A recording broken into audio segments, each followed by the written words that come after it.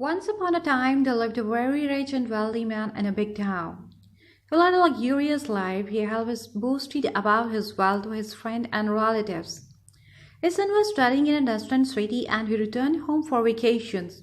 The rich man wanted to show off to his son how rich he was. But his son was not fond of any luxurious lifestyle. However, the rich man wanted to make his son realize that his lifestyle was extremely rich and the poor people suffered a lot.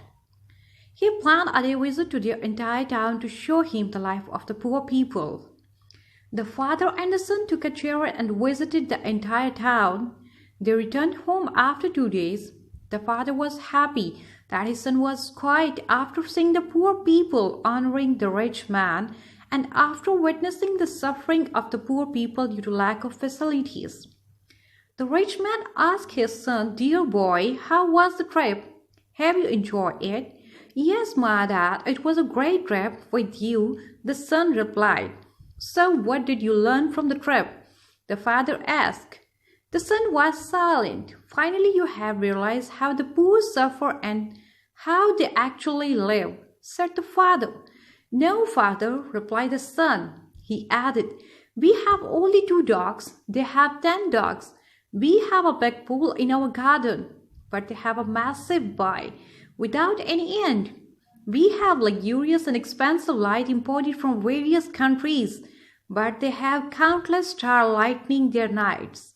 We have a house on a small piece of land, but they have abundant fields that they go beyond the horizons. We are protected by huge and strong walls around our property, but they bound with each other and surrounded themselves with their fellow beings. We have to buy food from them, but they are so rich that they can cultivate their own food." The rich father was stunned and speechless on hearing his son's words. Finally, the son added that, "Thank you so much for showing me who is rich and who is poor. Thank you for letting me understand how poor we really are." So friends, what we have learned in the story, true wealth is not measured by money and property.